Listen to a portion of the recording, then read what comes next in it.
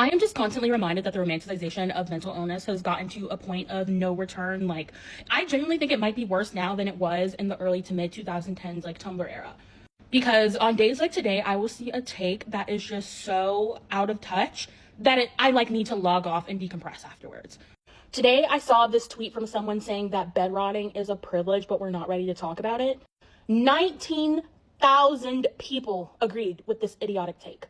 And it just makes me wish I could go back in time and like Thanos snap terms like bed rotting out of the collective consciousness, because a lot of people are using terms like this just to mean like casually laying in bed and scrolling and being chronically online because you don't feel like going out and interacting with real people, instead of it being like a debilitating thing that people with mental and chronic physical illness cannot pull themselves out of because they are so ill.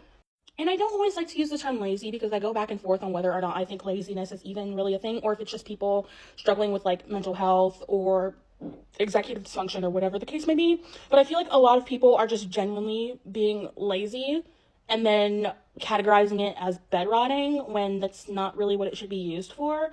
And at a very base level, I can kind of follow the train of thought of where this person was probably going with that statement, where they think, well, not everybody can afford to just lay in bed all day because some of us have jobs and responsibilities and things that we have to look after. And it's like, ugh, you are so close. You are so close to getting the point.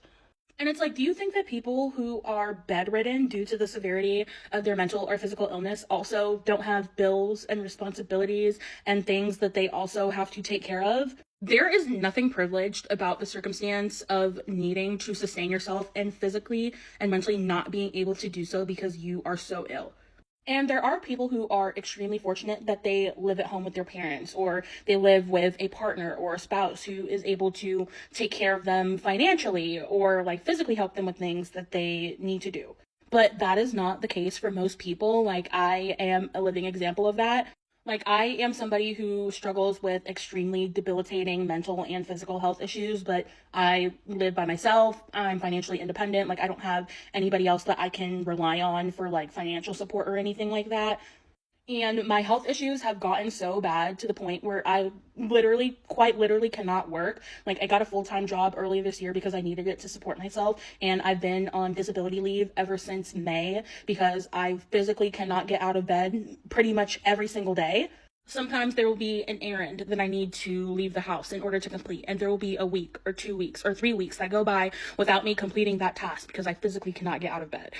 There are days where I quite literally cannot get out of bed for 12 to 14 hours at a time, sometimes even longer than that. The only thing that forces me to get out of bed is that I have dogs that I have to take out. Other than that, I quite literally cannot get out of bed all day.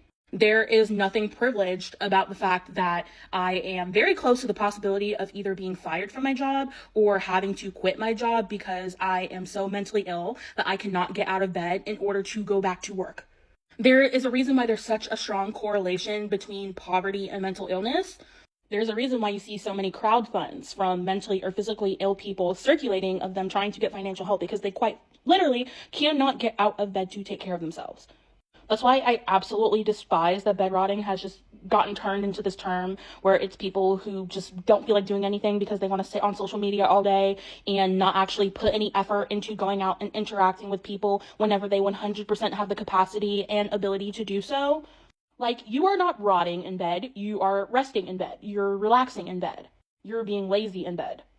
Like, you as a person have to be in such a position of privilege in order for you to have a take like that where you think there's anything advantageous or pleasurable or easier about being in a position where you quite literally cannot get out of bed or take care of yourself. There's nothing easy about not being able to get up and use the bathroom or eat. There's nothing easy about watching your life pass you by because you're not able to go out and interact with people. There's nothing easy about watching your relationships just die because you cannot sustain them. There is nothing cute or quirky about living like this. Like, what the heck are we even talking about? Like, y'all make me sick to my freaking stomach.